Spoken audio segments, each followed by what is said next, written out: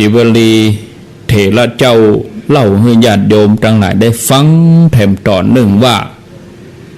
ในสมัยของพระพุทธเจ้าชื่อว่าปทุมอุตระศิวลีนี่เปิ้นเกิดเป็นลูกเศรษฐีในเมืองหังสาวดีเปิ้นมีโอกาสได้ฟังธรรมกับคนทั้งหลายได้หันพระรูปหนึ่งได้รับการแต่งตั้งเพื่อดำรงตำแหน่งเอตทัคคะเป็นเลิศโดยลาภจากพระสัมมาสัมพุทธเจ้าปทุมอุตระเปิ้นก็เลยคิดว่าในอนาคตการขอให้เฮาได้รับตำแหน่งเอตทัคคะนี้เหมือนดังภิกษุรูปนี้กำก็เลยไปกราบขออนุญาตพระบรมศาสดาเพื่อถวายสังฆทานแด่พระสงฆ์โดยมีพระพุทธเจ้าปทุมอุตระเป็นประธานตามอยู่7 วันในวันสุดท้ายของการตานเปิ้นก็ตั้งอธิษฐานปรารถนาต่อหน้าพระพุทธเจ้าปทุมอุตระว่าโดยผลบุญของการฮือตานนี้ขอให้ข้าพระองค์ได้เป็นเลิศในเรื่องของการมีลาภเหมือนภิกษุที่พระองค์แต่งตั้งไว้ในตำแหน่งเอตทัคคะขอให้เกิดแก่ข้าพเจ้าพระพุทธเจ้าปทุมอุตระพระองค์ก็ตรวจพอพิจารณาว่ากุลบุตรท่านนี้บุญในตัวเนี่ยสามารถส่งผลให้สมปรารถนาดังสิ่งที่ตั้งใจไว้เมื่อเปิ้นตรวจด้วยธรรมจักษุแล้วเปิ้นก็พยากรณ์ว่าความปรารถนาของเธอจะสำเร็จในสมัยของสมณโคดมจากนี้ไปอนาคตแถม100,000 กับกุลบุตรได้ฟังคำพยากรณ์อย่างนั้นก็มีความปีติใจเหมือนว่า100,000 กับจะมีวันพุกนี้แล้วตั้งแต่นั้นมาศรัทธาญาติโยมทั้งหลายเปิ้นก็ตั้งใจทำบุญตลอดชีวิตเมื่อละโลกไปแล้วจากมนุษย์ก็ไปเกิดในเทวโลกเป็นเทวบุตรเทวดาเป็นเวลายาวนานเกิดมาเป็นมนุษย์ก็สั่งสมบุญมาโดยตลอดมาในสมัยของพระพุทธเจ้าวิปัสสีเปิ้นมาเกิดเป็นพราหมณ์หนุ่มแล้วก็ได้ถวายน้ำเพิ่งอย่างที่เคยเล่าให้ญาติโยมของเราเจ้าข้าศรัทธาทั้งหลายได้ฟังไปแล้วได้ถวายน้ำเพิ่งน้ำนมทีนี้ก็อธิษฐานขอให้เป็นผู้เลิศทางด้านมีลาภนักเมื่อได้รับพุทธพยากรณ์อย่างนี้เปิ้นก็สมปรารถนาสำเร็จในอนาคตการในสมัยพระพุทธเจ้าของเฮานี่ศรัทธาญาติโยมองค์พระสัมมาสัมพุทธเจ้าแห่งบุญแห่งอธิษฐานได้เกิดกับเปิ้นสมปรารถนาในสมัยพระพุทธเจ้าพร้อมกับพระสงฆ์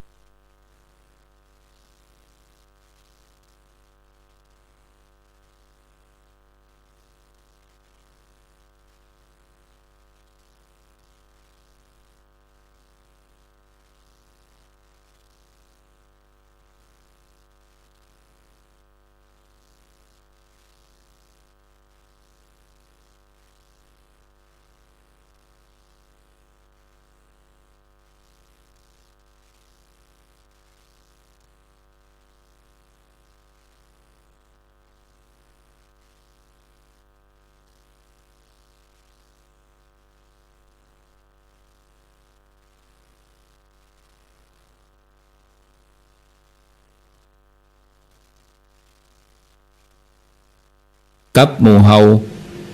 ก็ใจเส้นทางตรงไปเลย30 โยชน์ถ้าอ้อมเนี่ย60 โยชน์บ่เป็นยังพระศิวลีมาโดยมั่นใจขณะที่องค์พระสัมมาสัมพุทธเจ้าเสด็จดำเนินไปนั้น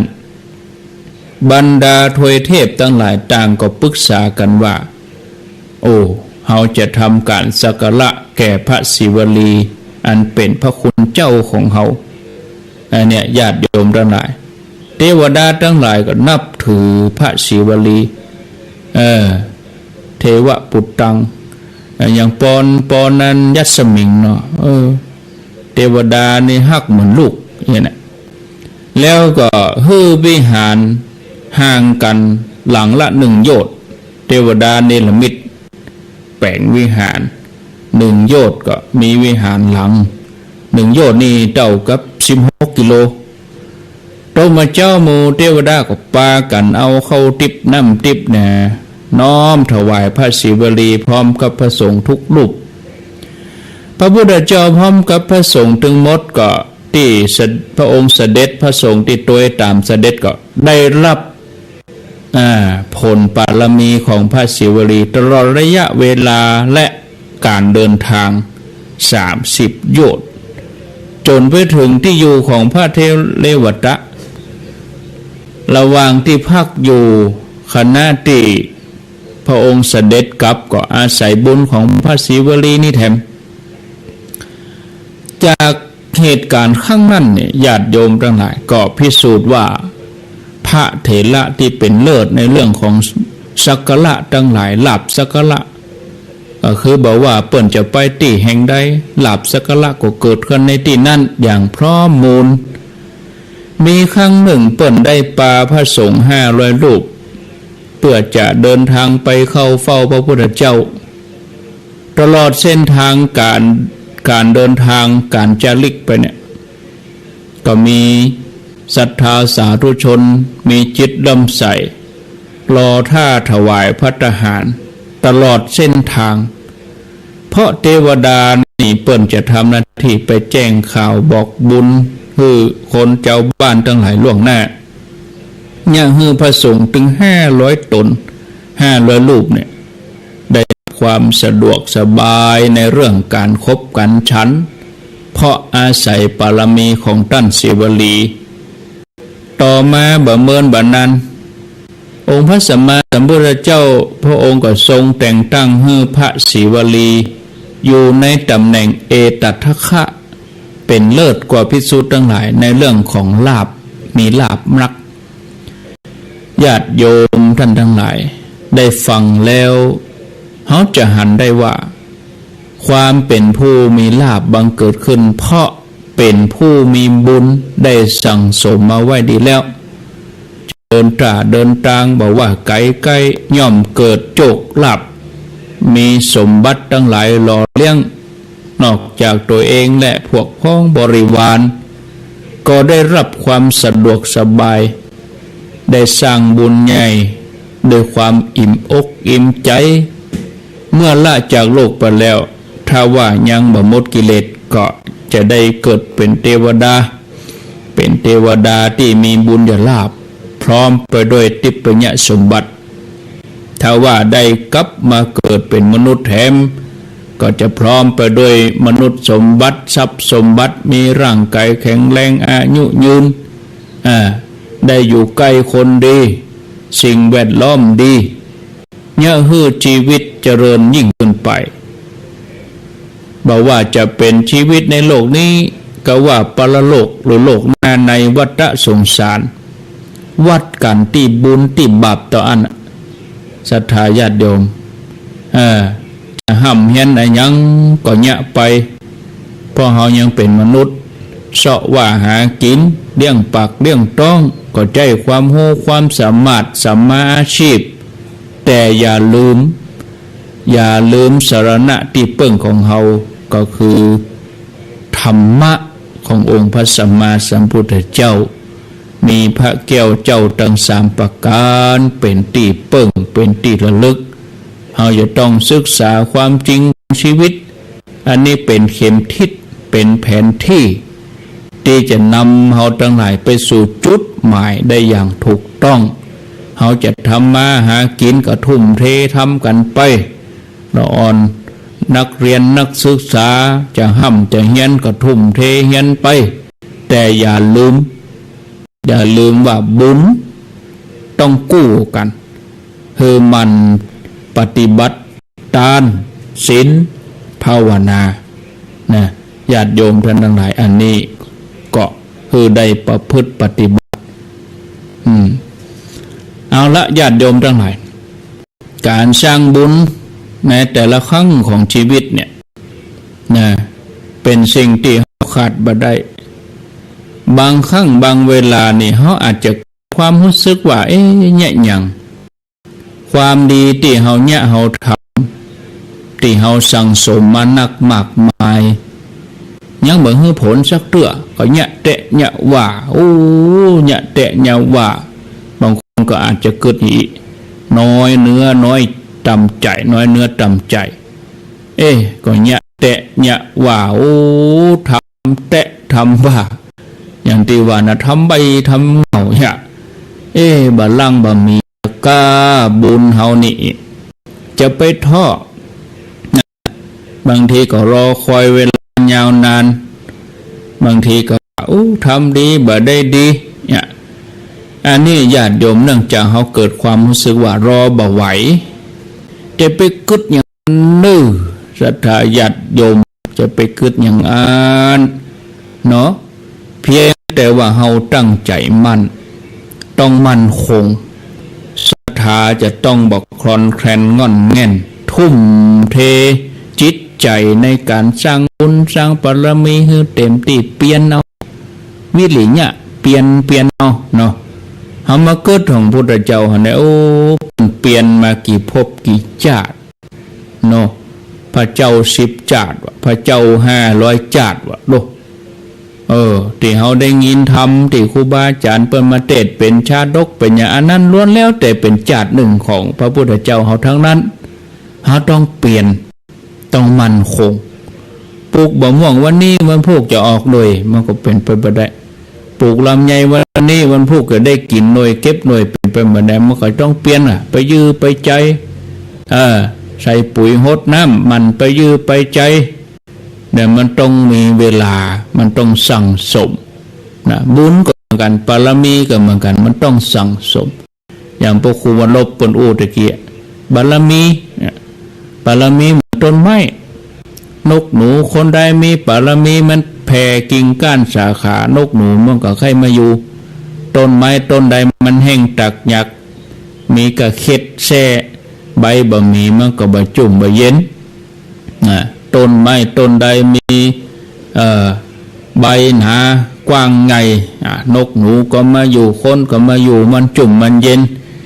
กลัวจะเป็นต้นไม้ใหญ่ใบหนามันต้องสั่งสมเวลาบารมีถึงจะได้แผ่ขยายก็เหมือนเดียวกันญาติโยมต้องใช้เวลานะถ้าว่าบุญเปิ้นเต็มเปี่ยมแล้วนะก็จะได้รับอานิสงส์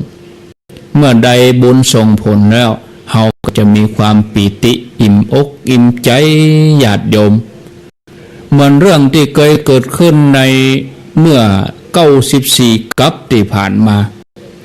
อันนี้เป็นเรื่องราวของคนที่เปิ่นสร้างบุญสร้างบารมีคนหนึ่งพบชาติสุดท้ายเนี่ยญาติโยม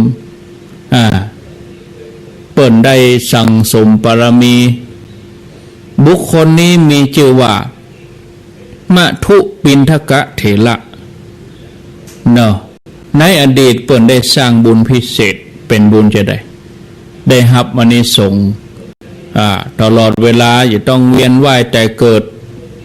ในกัปติ94เป็นยุคที่พระผู้มีพระภาคเจ้านามว่าสิทธัตถะได้อุบัติเกิดขึ้นในยุคนี้เป็นช่วงที่มนุษย์อายุยืนถึง100,000 ปีบางคนว่ามันจะเป็นไปได้ว่าตันก็เป็นไปได้นะเพื่อจะไปกล่าวในพระไตรปิฎกถ้าว่า100 ปีในคนก็อายุสั้นไป10 ปี100 ปีใน10 ปี100 ปีใน10 ปีอย่างมาเดี๋ยวนี้2,561ถ้า 2,600 ยังไม่ได้นี่โดยเฉลี่ยเนาะ 2,500 เฮาตีเอาเป็น 2,500 11นี่เสร็จไปนะเฮาว่าละเฮา 2,500 2,500 นี่คนโดยเฉลี่ยก็100 ปีนะสมมุติถ้า 2,600 ก็คนก็อายุน้อยแห่ง10 ปีก็เหลือ90 2,700 ก็คนก็อายุ 82,800ก็เหลือ60ลดลงไปเรื่อยๆ100 ปีเนี่ยคนก็อายุสั้นไป10 ปีแถมบางเมื่อเนี่ยคนอายุ50กว่าเท่าเราอ่อน10ปลายก็แต่งงานออกข่าวเนี่ยญาติโยมทั้งหลายออกข่าวเราอ่อนอายุ11 ขวบแต่งงานว่าโอ้เอามาเกิดพอมันจะเป็นอย่างนั้นแต่นะมันน้อยไปเนี่ยได้สิบ่แขวงบ่เขือเด็ดๆละเนาะแล้วมันปีนแต่ลื่นขนาดนั้นมันเหมือนกำฝันของพระเจ้าเปอร์เซนที่กุศลเนาะปรากฏออกมากำน้อยงูกูเตื้อนี่ก็จะต้องไปกินกบกินเขียดไปกบเขียดไปไล่กินงูมันปีนลื่นมันตลปัดมันตลปัดจะได้กับมันมาเดี๋ยวนี้ออกข่าวละอ่อนไม่ยิงตีหัวกันลู่ปอใจเนี่ยมันกบเขียดไปกินงูแล้วก็งัวเกิดมานี่จะต้องให้ลูกกินนมนะเพราะมันเป็นแม่แต่มันปีนตะลินบัดเดี๋ยวนี้แม่ไปกินนมลูกมันปีนมันกลับตลปัดมันก็ปรากฏบัดเดี๋ยวนี้เขาต้องอ่อนหาเขานะหลอกบัดเดี๋ยวนี้พ่อแม่คนเฒ่าต้องอ่อนหาลูกหาหลานอ่อนบัดเดี๋ยวนี้เอานั่งหัวจนกันนะสอนอุ้ยเล่นไลน์กันสอนอุ้ยกดไลน์กันสอนเล่นหยาดโทรศัพท์กันมาเคลียร์โทรศัพท์เนี่ยอุ้ยจ้างสาวละอ่อนมันสอนนะไม่ได้นะมันเป็นอย่างนี้เดี๋ยวจะบรรจบไปลวดไปพระเจ้าเปอร์เซนที่กุศลบุญอายุมนุษย์เขา100,000 ปีเนาะโพธิสัตว์เจ้าแต่ละพระองค์เวลาเปิ้นจะมาเนี่ยเปิ้นจะตรัสรู้เปิ้นก็เลือกกาละคือเวลาว่าเป็นสิ่งสำคัญถ้าว่ามนุษย์อายุยืน100,000 ปีขึ้นไปนี่เปิ้นก็บ่ลงมาเพราะอายุยืนล่ำไปบาหันไตรลักษณ์บาหันไตรลักษณ์บ่มีอนิจจังทุกขังอนัตตาเพราะว่ามนุษย์ก็จะมีทิฏฐิเกินไปว่าตัวเองอายุยืนการจะสอนอย่างเรื่องอนิจจังความบ่เที่ยงนี่มันบาหันมันก็เลยบ่ฮู้มันก็เลยยากนะฉะนั้นพระพุทธเจ้าทั้งหลายที่เพิ่นจะลงมาเนี่ยในยุคของมนุษย์เนี่ยตั้งแต่อายุ100,000 ปีลงมานะบางพระองค์ก็90,000 ปี80,000 ปีลดลงต่ำลงในยุคที่มนุษย์อายุ100 ปียังกับบัดเดียวเนี่ยยังยุคบัดเดียวเนี่ยโดยเฉลี่ยอายุ100 ปีถ้าว่าต่ำกว่านั้นก็จะมีทิฏฐิมนะเหมาะจะสอนยากในยุคที่พระพุทธเจ้าที่ชื่อว่าสิทธัตถะบใจเจ้าชายสิทธัตถะนะคือพระพุทธเจ้ามีหลายพระองค์อย่างที่เขาสวดกันครูบาอาจารย์เพิ่นสวดโมเมนี่มี28แต่ว่าสัมพุทเทเนี่ยสวดสัมพุทเทนี่อัฏฐวิสัญจะปะโถปะรำนักเป็นหลายพันหลายหมื่นพระพุทธเจ้าจะมีเฉพาะที่ญาติโยมนะสิทธัตถะพระพุทธเจ้าก็มนุษย์อายุยืน100,000 ปีพระองค์ได้ตรัสรู้นะแล้วก็มาโปรดมนุษย์ได้ประสูติในตระกูลกษัตริย์ทรงครองบ้านครองเมืองถึง10,000 ปีแล้วก็ออกผนวดโดยพระราชพาหนะวอทองนะแล้วก็บำเพ็ญเพียรถึง10 เดือนก็ตรัสรู้ธรรมจากที่ตรัสรู้แล้วสิทธัตถะพระพุทธเจ้าก็จาริกประกาศพระสัทธรรมต่างแว่นต่างๆยังสรรพสัตว์หลายเฮือบรรลุตามก็ทำให้กิตติทรัพย์จุสังของเปิ้นเนี่ยก็แผ่ขยายไปทั่วชมพูทวีปคนทั้งหลายก็หลุดพ้นจากทุกข์ต่างก็ปากันฟังธรรมบ่ขาดสายเมื่อพุทธองค์เสด็จไปถึงเมืองใดคนเมืองนั้นก็จะปากันมาประชุมจุ่มนุมกันเพื่อถวายบังคมฟังธรรมแต่ละยุคเหมือนกันนะยุคบัดเดียวช่วยกันเนี่ยไปขบวนพิเศษรถด่วนขบวนพิเศษอย่างกับวันที่เปิ้นยะกันนะสารปีนี่โอ้เปิ้นเหนียวแน่นคนเป็นพันแต่ว่าวันศุกร์นี้ก็ไป ตีตาวังเป้าคนก็นักอยู่ศรัทธาเพิ่นธรรมะสัญจรเนี่ยมันเป็นยุคไปรวมกันแต่วังเป้านี่ก็มีสันควงคำมีตุ่งลุกศรีรัตนารามมีต้นเห็นน้อยมีตาวังเป้าอันนี้เปิ้นโครงการธรรมะสัญจรก็ไปประชุมกันอย่างเงี้ยจุ่มนุ่มกันคนทั้งหลายหุ่มฟังธรรมในยุคนั้นก็ยังให้พระสัทธรรมรุ่งเรืองนะแล้วก็มีเนี่ยญาติโยมทั้งหลายตั้นพระเถระรูปนี้ที่จะเล่าให้ฟังเนี่ยก็คือพระมัทุปินทิกะเถระถือกำเนิดในครอบครัวของนายพรานนายพรานนี่ก็แน่นอนก็จะต้องมีอาชีพล่าสัตว์เนาะปาณาธิบาตเพื่อจะล่อเลี้ยงชีวิตถึงแม้นายพรานจะโดนในป่าก็ได้ยินกิตติศัพท์ชื่อเสียงของพระพุทธเจ้าอยู่ก็ยังฮึกคึกอยู่เสมอว่าโอ้พระพุทธเจ้าพระองค์นี้ต้องเป็นผู้ที่ประเสริฐที่สุดในโลกแต่น่าเสียดายที่ยังมีโอกาสได้ไปอาบน้ำฟังธรรมแม้มีโอกาสก็ยังบ่ถึงแต่ในหัวใจของเปิ้นก็เกิดความเริ่มใสก็ได้กะอธิษฐานในใจลำพังว่าครั้งหนึ่งในชีวิตของเราขอให้ได้เข้าเฝ้าพระองค์ได้สร้างบุญสร้างบารมีสักเตื้อหนึ่งเกิดอย่างอี้แล้วโอ้เวลาก็ผ่านไปพอสมควรจนกระทั่งถึงวันหนึ่งญาติโยมทั้งหลายโอกาสที่เปิ้นปรารถนาก็มาถึงขณะที่กำลังไปล่าสัตว์ในป่าหั่นเปิ้นก็ได้ปัดหลงกะปัดหลงเข้าไปในป่าที่พระพุทธเจ้าเปิ้นประทับอยู่ตามลำพังนายพรานนี่ก็เข้าป่าพอหันรัศมีเปล่งปลั่งจากพระวรกายของพระพุทธเจ้านายพรานนี่ก็คือว่า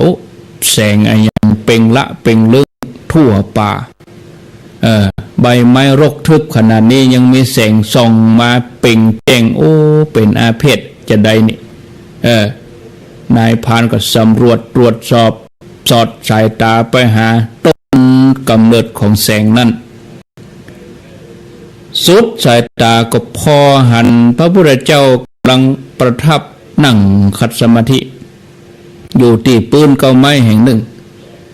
นายพรานก็หันชับพันนรังสีแผ่ออกมารอบพระวรกายก็เกิดว่าบุคคลนี้ถ้าจะเป็นเทวดาก็ว่าเป็นมนุษย์นี่ยังถึงมีแสงออกมาเปล่งแจ้งอย่างนี้นายพรานก็กึดนึกถึงคำอู้ที่ล่ำลือกันเกี่ยวกับพระพุทธเจ้าก็หู้ทันทีว่าอันนี้เป็นมนุษย์มีเลือดมีเนื้ออย่างเฮาแต่เป็นจะได้ถึงมีรัศมีเปล่งออกมาจากกายงดงามน่าเลื่อมใสต้องเป็นพระพุทธเจ้าแน่นอนอันนี้เปิ้นก็กวีกวาดเข้าไปหากรมกับใบด้วยความปีติ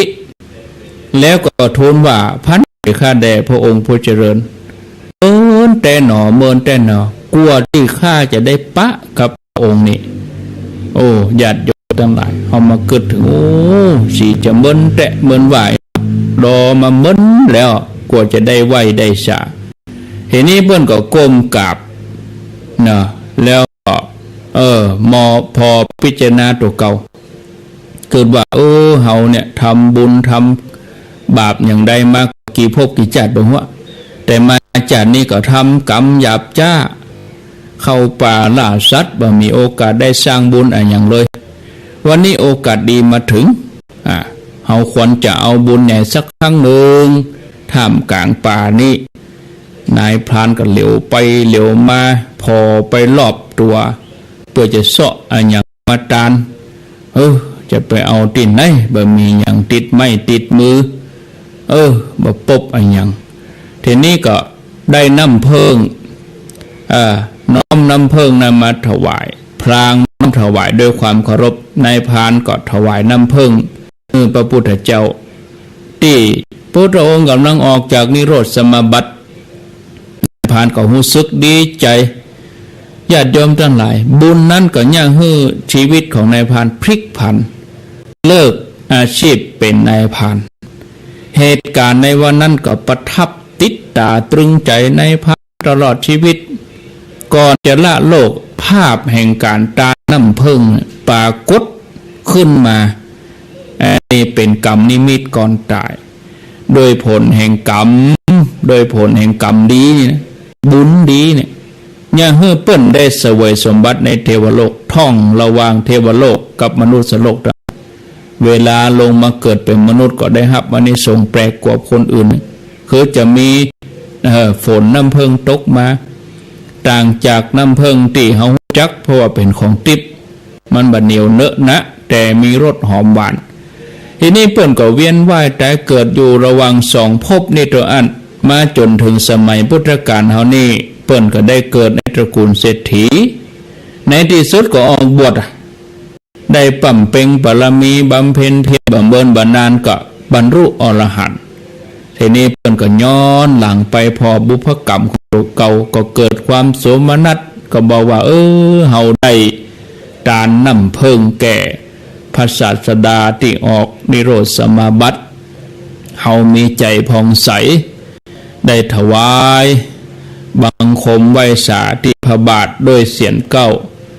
ในกัปที่34ตั้งแต่กัปนี้เฮาจะได้เป็นเจ้าจักรพรรดิชื่อว่าสุทัศนะถึง4 ครั้งนะในการไหนน้ำเพิ่งออกจากหากไม้ไหลมาเป็นโภชนะอาหารของเฮาฝนน้ำเพิ่งตกมาในกัปที่94ตั้งแต่กัปนี้เฮาจะบ่ไปสู่ทุกขติเลยภพชาติเฮาจะเป็นผู้สมบูรณ์ด้วยกุลวิเศษนะญาติโยมทั้งหลายจะหันว่าเฮาจะสร้างกรรมสร้างหยังไว้หยาบอย่างใดผลอันเป็นของติบของมนุษย์เฮาจะได้อย่างใดนั่นนะแต่ละมันจะละเอียดประณีตกว่าที่เฮาได้เนี่ยได้ทำมามันเปิ้นก็เป็นด้วยอานุภาพแห่งบุญที่เกิดจากการทำบุญกับทักขิณยบุคคล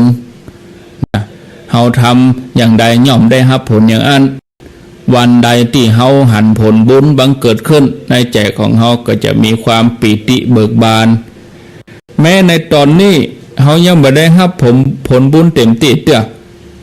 เฮาก็บ่ควรจะท้อทำต่ออย่าท้อเนาะเพื่อเชื่อมั่นในบุญบ่ออกไม่ออกศรัทธาบุญย่อมบ่ทอดทิ้งผู้ที่สร้างบุญแน่นอนบ่ละบ่ขวางกันจะติดตัวเฮาเหมือนเงาตามตัวไปทุกที่ทุกสถานทุกกาลทุกเมื่อขอญาติโยมขอทั้งหลายมันในบุญแล้วก็เพิ่มเติมบุญสร้างบารมีกันไปเลยจะไปเทาะเนาะอันนี้ก็ฝาก